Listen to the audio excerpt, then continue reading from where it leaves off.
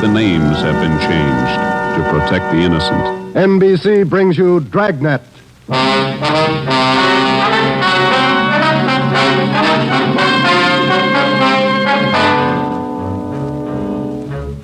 You're a detective sergeant. You're assigned to homicide. A mad killer is loose in the city. In every instance, he leaves the murder weapon behind. There are no fingerprints, no clues to the killer's identity. Your job, get him. Dragnet, the documented drama of an actual crime, investigated and solved by the men who unrelentingly stand watch on the security of your home, your family, and your life. For the next 30 minutes, in cooperation with the Los Angeles Police Department, you will travel step by step on the side of the law through an actual case from official police files. From beginning to end, from crime to punishment, Dragnet is the story of your police force in action. It was Tuesday, June 3rd. It was warm in Los Angeles. We were working the day watch out of homicide. My partner's Ben Romero. The boss is Ed Backstrand, chief of detectives. My name's Friday. I was off duty reporting back in on an emergency call. It was 3:57 a.m. when I got to the basement of the city hall, the carpool. Let's go, Friday.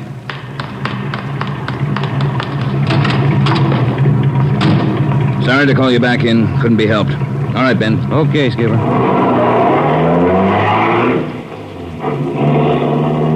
What's up, Ed? Double murder. When? I don't know. Found out about it 40 minutes ago. Got any ideas? Roughly same M.O. Was that 6413 Norwich, Skipper? No, 6430.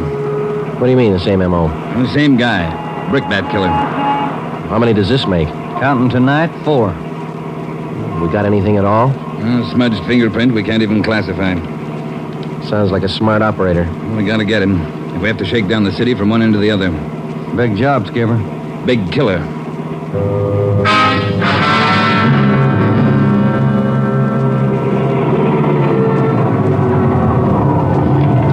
At 4:26 a.m., we pulled up in front of 6430 Norwich Drive, a small group of bungalow apartments facing on an oval-shaped garden court. 2 uniformed officers were stationed at the door to the apartment. Hi, Chief. Hiya, fellas. We went inside. Wellberg from Homicide was waiting for us. This way. In here. Well, there they are. Yeah. Mother, daughter.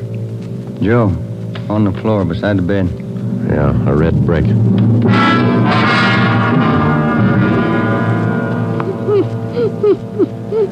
Miss Hafters, we know how you must feel about all this, but would you please try to answer a few more questions for us?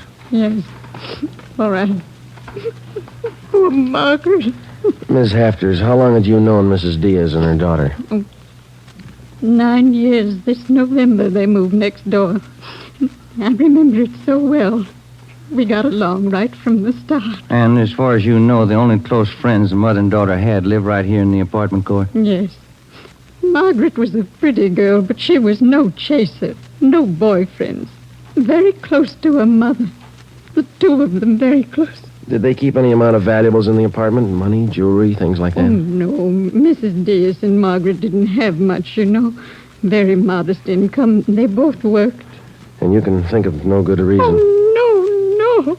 Oh, poor Margaret. Poor Mrs. Diaz. Lying in there. Shock. It's a terrible shock. Wellberg, Yes, Sergeant. would you show Ms. Hafters back to her apartment? Sure, Sergeant. Thank you, Miss Hafters. We appreciate it. Yes, thank you. Poor Margaret. Poor Mrs. Diaz. Well, Joe? Let's check with Ed. He's back in the bedroom. Dust that over there, will you? You get anything from the neighbors? The usual, Ed. No jealous boyfriends, ex-husbands, nothing like that. Boys find any evidence yet, Skipper? I'm still working on it. You got any theories? Well, we know the killings were all done by the same guy. Mm-hmm. Cuts the same pattern out of the window screen. Cuts the same pattern with a glass cutter out of the window. Reaches in and flips the locks. All right, where's that leave us? And before he gets inside, he makes sure there are only women in the house. That means he probably watches the house for a few days. Yeah. Once he gets inside, he wants only one thing, to kill. He's never taken any valuables. As far as we can tell, he's never searched for any. What kind of a man works like that? I think the guy's kill crazy. Hey, fellas, Yes, Donner? Here's a break. 2 fair prints. 1 thumb, 1 forefinger. What'd you get, Pete? Only got 9 points. Not enough to go into court, but enough to make him. We'll know him when we get him. Yeah. Found the prints on the lens of the old lady's eyeglasses. Probably knocked him off the night table when he went after her. And when he was done, he put him back on the table. Yeah. Had blood on his hands, see? Yeah. That's funny, isn't it? Why would he go to the trouble of picking up the woman's glasses after he killed her? We'll ask him when we find him. All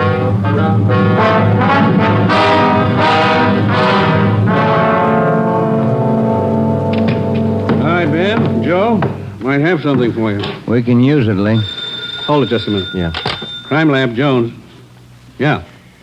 Yeah, all right. I'll tell him. Right, Ed. Backstrand. If you're through checking the victim's clothes by 8 o'clock, you can knock off for sleep until noon.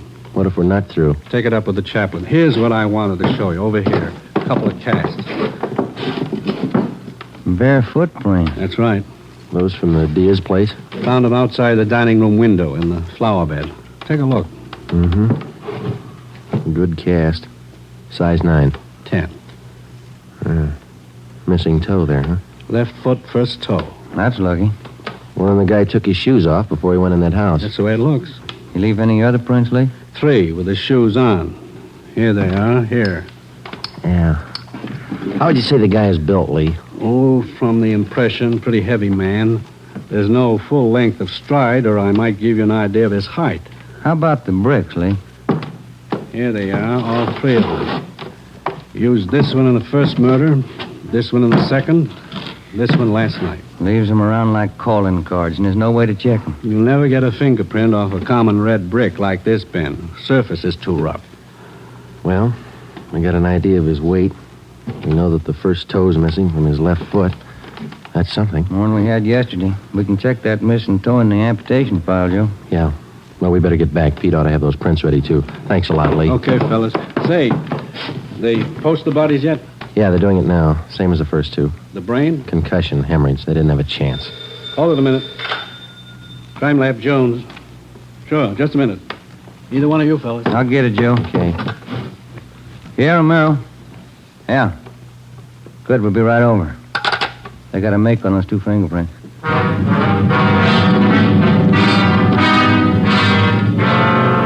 Okay, Joe. Single print file. Made him on the index finger. Let me see, Pete. Take a look, Ben. Yeah. Doesn't look like a killer, does he, Joe? Kind of nice looking. That's right, Pete. They said the same thing about John Dillinger. The name at the top of the make sheet read, Carlos Richard Monterey, male, Caucasian, age 19, height 5 feet 11 inches, weight 165 pounds, dark brown hair, dark brown eyes. Last known address, 1663 Naples Street, Los Angeles. Previous arrests, 1, auto theft, February 8th, 1936. That was all. Ben and I had been expecting more. The information on the mama sheet for Monterey was 13 years old. So was the picture. So was the description. So was the address. In 13 years, a man can change in 1,000 ways. So can his habits, his appearance, his address. In 13 years, everything can change except 2 things.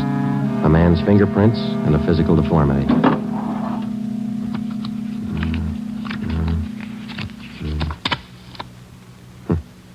Missing toe on left foot. Carlos Richard Monterey.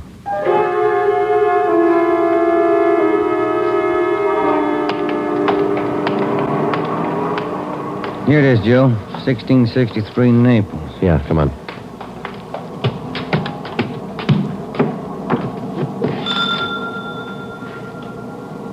Somebody's coming. Yes? What is it? We're police officers. We'd like to ask you a few questions. Oh, yes. Would you like to come in? Thank you, ma'am. Yes? Would you mind telling us your name? Monterey. Isabel Monterey. What is it you want? You're married? Yes. My husband is Francisco Monterey. Would you explain why you are here? We thought you might be able to help us. We're looking for a man named Carlos Monterey. I don't understand you. We're looking for a man. We'd like to talk to him. Do you know where he is? Yes. Carlos is dead 7 years ago. He's dead, my husband told me. And does your husband know Carlos, or did he know him? He was his brother. What about your husband's parents, Miss Monterey? Where are they? They're both dead. Some time now. Have you ever met Carlos? No, never. I have only heard of him. What have you heard of him, Miss Monterey? Do not ask me. This is important, very important. Francisco would not like it if I told you. It's important, Miss Monterey, believe us. Carlos, he's sick. His mind. For 8 years, Francisco has not seen him, not heard from him. He thinks he's dead. But he only thinks so, Miss Monterey. No one's told him his brother's dead. He just thinks so. What else is there to think? Where's your husband now? At his work, the store, Rivera Street near Main, grocery, Monterey Cartwright grocery.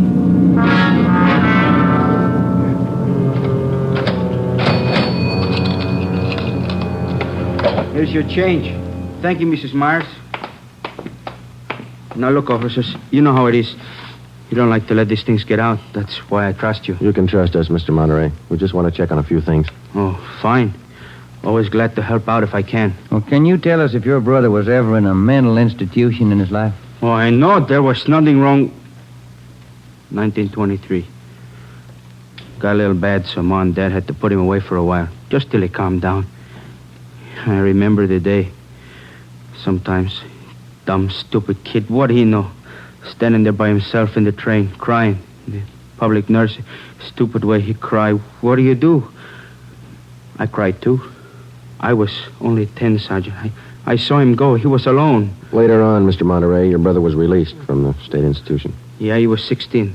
And then he started running around, playing tough, carried a gun, lived by himself. He never came around. He dropped from sight about 1938. You haven't heard from him since then? Nothing. Never seen him. Do you know of anybody who might have seen him? Oh, there was a girl he had. Anita something. On Soteo Street. Anita Martin, yeah, that's it. Soteo Street. Maybe she's seen him. Ask her. Maybe she's seen him. Carlos Monterey? Not in a year. Last March he was in. When I was working at the Peacock, down on South Main. He came in, we talked for a while. That was all. And you haven't seen Carlos for the past 2 months or so? I tell you, no. Has he written to you? Has he phoned you? Once, 3 weeks ago, he phoned. Here. He left a message with my girlfriend. But he didn't call back again. Now, that's it. That's all I know. Thank you, Miss Martin. Here's our card. If he does call, well, you'll let us know. Yeah, I'll let you know. You like Carlos, is that it, Anita? Like him? No, I didn't like him. He was funny. But he was nice. You know, I pitied him. Why did you pity him, Miss Martin? Well, he was a good fellow who was strange. He could smile, you know. He had a nice smile, but you could tell he was never laughing. There was something in his mind. Something... Oh, I don't know.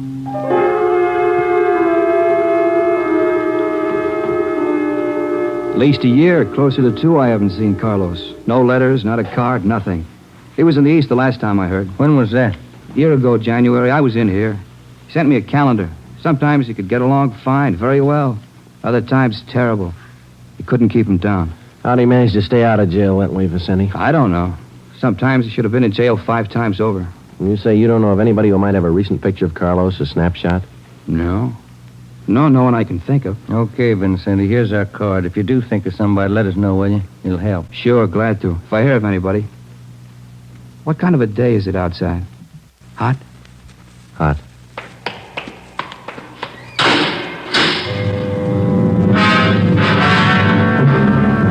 By 5 o'clock that afternoon, Ben and I were certain of one thing. Carlos Monterey was in the city of Los Angeles, somewhere.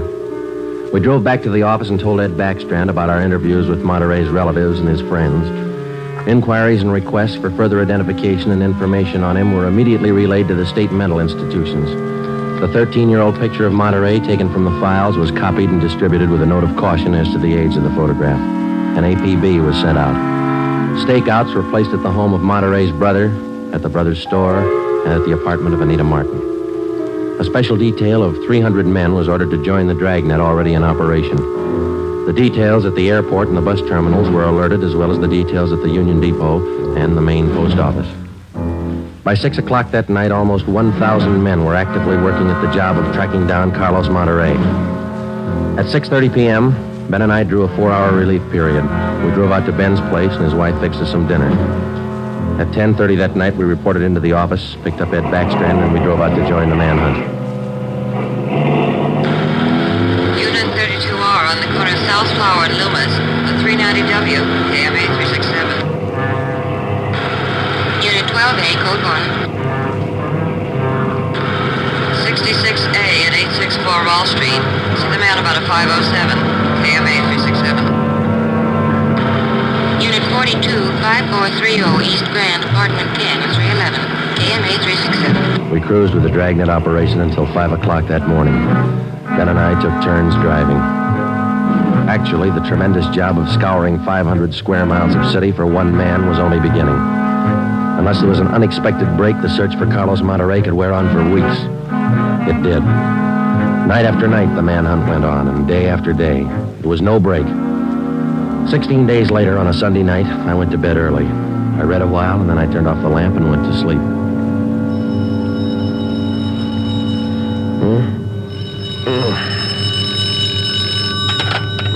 Hello? Friday talking. Sorry, Joe. Get in here as fast as you can. What's the matter? That girl Monterrey knew, the one you talked to, Yeah? she left her apartment, went to her girlfriend's. Yeah? She's dead.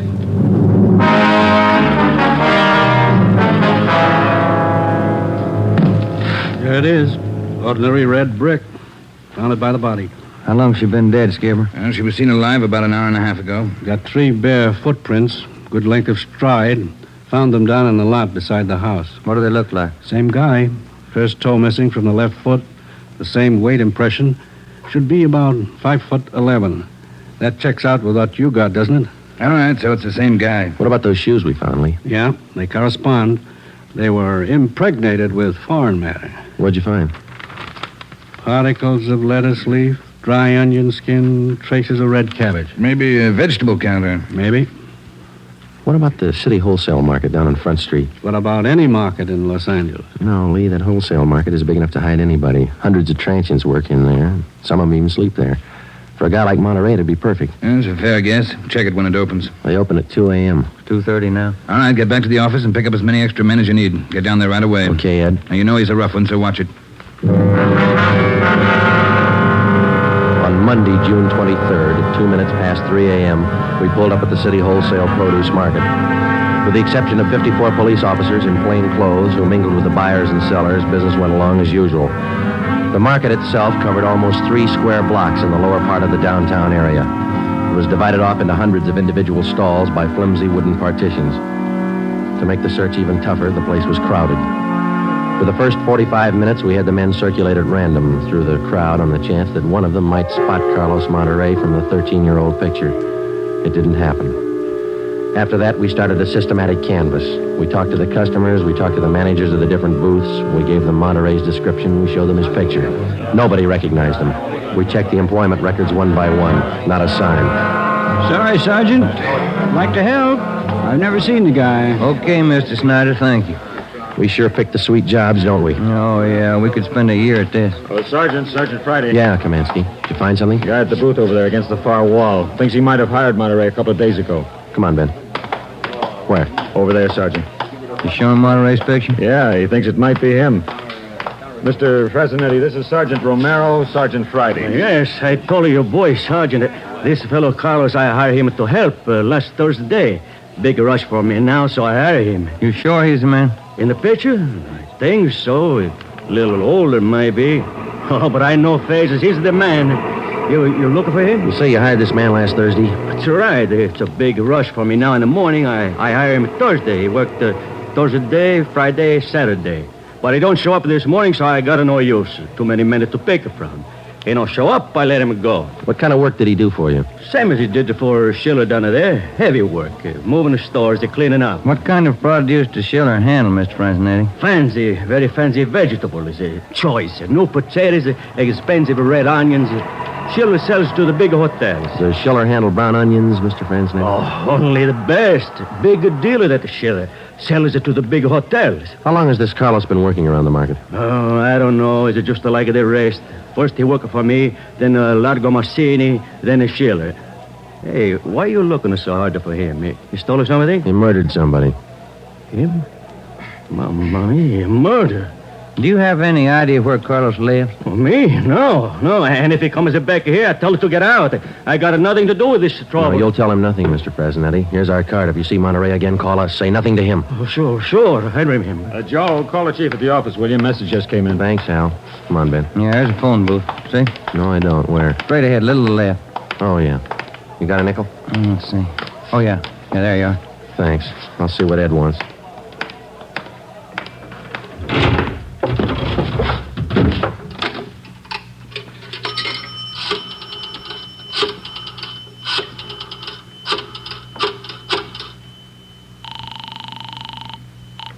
City Hall, 2511. 2511. Chief of Detectives Office, Hannon. Hi, Mike. Ed there? Ed, take it on extension 2, will you? Backstrand talking. Friday, Ed. Move fast on this one, Joe. What's up? Main post office. Carlos Monterey picked up a letter there less than 5 minutes ago.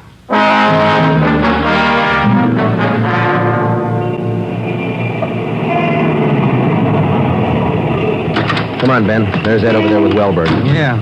Traffic short jammed up around here. Hi, Ed. Friday, Romero. You all set, Wellberg? All set, Chief. Spring Street to San Pedro. Sunset the first. Got it covered. Good. What's the story? Post office detail tipped us off. 5 minutes after 8, a man answering Carlos Monterey's description picked up a letter at the general delivery window. That was 16 minutes ago. Who spotted him? Sam Lane. Got a look at him just as he was leaving the window. Called to him to stop, but Monterey ran. Lane called me, and we threw a net over the area for 6 blocks around. And Monterey's still somewhere inside this area? I don't know how he could have gotten out. What's next? Well, I'll give him an hour to break for it. After that, we start a house-to-house search of the whole area. Stop all pedestrian and vehicular traffic for identification. You're going to jam up the depot traffic. That's cheaper than murder, Romero. Get going. The first hour we counted off in 5-minute segments. Like Backstrand, we felt close enough to Monterey to touch him. But he still wasn't there. The north and south ends of the blockade started to move in, slowly. Searching every store, every house, every conceivable place where a man might hide out. In the meantime, Ben and I worked the Spring Street side of the blockade, watching the faces of the pedestrians as they came through, one by one, examining all vehicles and their drivers. The morning wore on, the sun came out, and it started to get warm. By 11 o'clock that morning, Monterey still had not been found. The temperature was 93 in Los Angeles. It was still climbing. The search went on. At 10 minutes past 2 p.m., Backstrand made the rounds. How's it look, Skipper? Not good. Going slow. How much longer you figure? I don't know. It'll go to after dark, that's sure. District down here is like a rat's nest. Yeah. Nothing? Nothing. But he's someplace inside this blockade. He's got to be. Any chance of getting relief for the men in our squad? Some of them been working straight through since yesterday. I'll see. Check with me around 5 this afternoon. Thank you, Skipper. Keep a sharp lookout. One slip. That's all it takes. The search went on. At 3 o'clock that afternoon, the temperature was 95. We sweltered and we waited. At 3:45, Backstrand sent a squad of men into the Union Depot to search it from top to bottom. There was one false alarm when one of the men thought he saw Monterey slipping out a side door into a taxi. He turned out to be a train conductor. At 25 minutes past 4, Backstrand passed along the order to our detail to start moving in, house by house. It was a tedious job, and it went slow. The men were tired. At 5:30, the relief squad showed up. Ben and I stayed on. After another 2 hours of house-to-house searching, the trap was narrowed down to a 3-square-block area, a single block wide and 3 blocks long. It started to get dark. Backstrand ordered out batteries of floodlights. By 8 p.m., the cordon closed in around the last 2 square blocks. Lines are all set, Skipper. Ready to move. Good. What do you think? Well, we'll know pretty soon, one way or the other. Frank, keep that traffic moving. All right, you two, get going. See you later, Skipper. Joe, let's take a look in here. Okay. Sure is an old building. Yeah. Where'd Kamansky go? Oh, no, he's here a minute ago. Oh, wait, there's his flashlight. Down the end of the corridor there. He's signaling. Yeah, come on. Kamansky? Yeah. Down below, Sergeant, in the basement. Come on. Monterey? He's been there, I think. Here, this way. Where? Over here. Now watch your step. The light's bad. Here he is. Says he's the janitor. Oh, my head. He's been slugged. All right, come on. How'd it happen? Can you tell us? Yeah, a big man hit me. I came down to empty the baskets. He hit me and ran. Ran over to the new building. The new building? Is that the one next door? Yeah, just a few minutes ago. Nobody's come out of this building for the past half hour. Every door in the place is guarded. No, not the doors. He went through the tunnel. I saw him. Over there's the tunnel. I'll take a look, Joe. Yeah, the tunnel connects the two basements. Same company, old building, new building. The tunnel connects the basements. Joe, come on. Yeah. Kamansky, get out to Backstrand. Tell him what's happened. Right, Sergeant. And call an ambulance. Right. All right, Ben. Through the tunnel. Watch where you're going. The light's bad. Yeah, it is.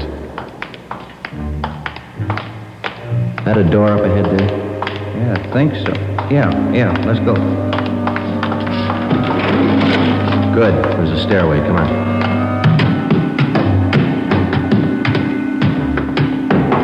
Watch the doors. Joe, the elevators. They're both on the third floor. Let's head for the stairs. Ben, come on.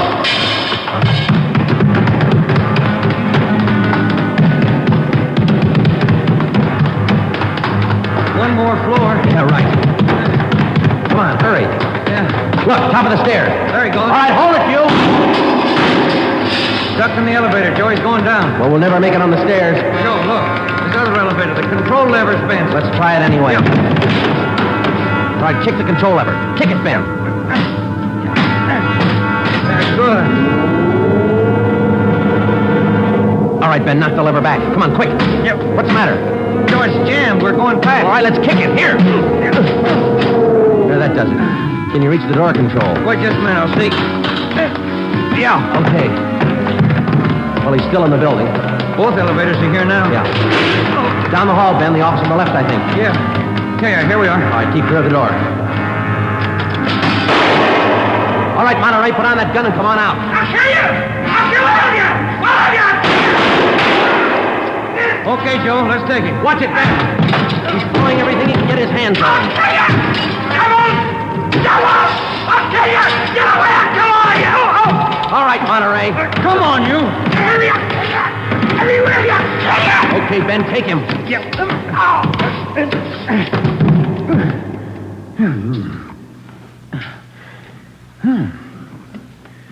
Nice looking guy. Clean cut. Yeah. Doesn't figure, does it? What's that? My wife would say he doesn't look like a killer, does he? What's a killer supposed to look like? The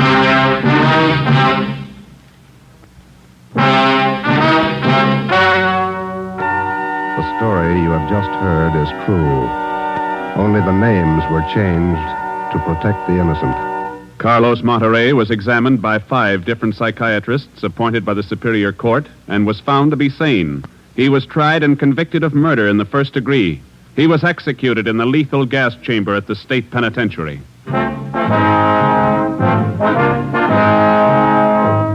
You have just heard the 17th in a new series of authentic cases from official files.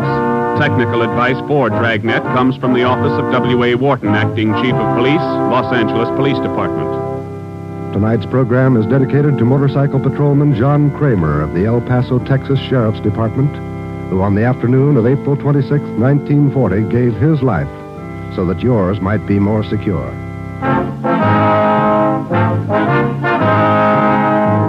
Dragnet came to you from Los Angeles. You're tuned for the stars on NBC.